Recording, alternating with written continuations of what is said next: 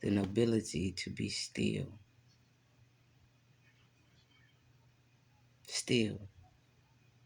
motionless, responseless, still. I remember one time, real quick, story time, real quick.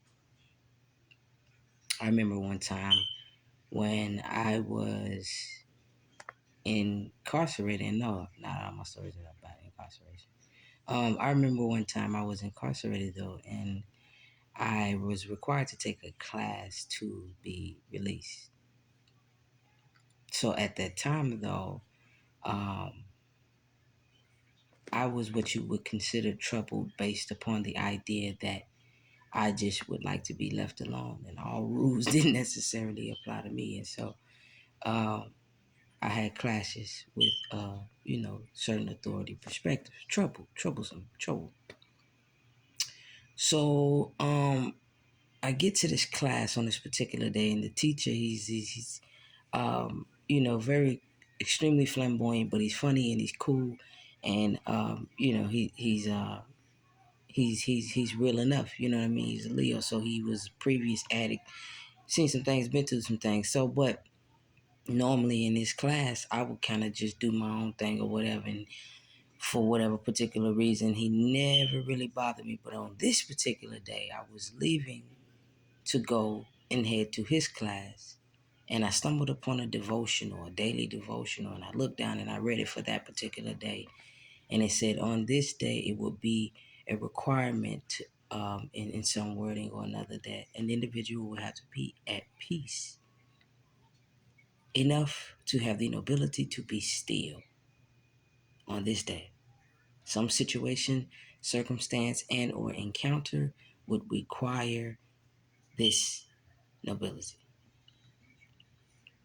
The devotional for this particular day. So, um, for some reason or another, that shifted my perspective and my conscious state of being from always being irate and always being argumentative and always being, uh, um, um, you know, uh,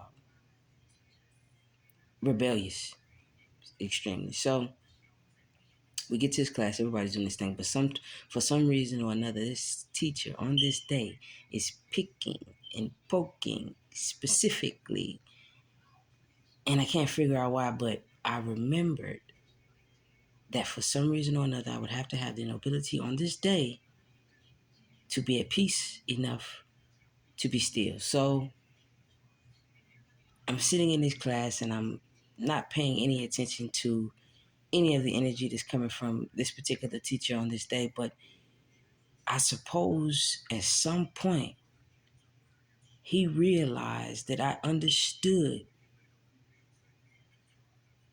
the level of shift of behavior, of consciousness, of um, actions.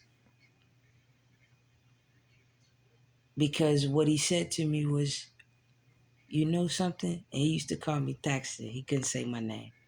He said, you know something, Thaxton? I was prepared this morning when you got here. I was prepared for you to act a fool when I was picking and poking and prodding at you. And I was prepared to call security and have them to escort you to Unit 3 and write you up. Because I assumed that because you reminded me of someone in my life who had recently upset me in a way where they were picking and poking and prodding, that you would be the exact same way and give me the reason to give you more trouble. The nobility of the notion to remain still. That's something I have learned within this whole Saturn retrograde, within this whole year, within this whole past couple of years, within this whole um, golden age era, remember, we are in the golden age. So, um, with that, there has been such a requirement in certain times to have not only the instinct of fight or flight and or response, the separate instinct to know the nobility of when to remain still has been quite interesting to me.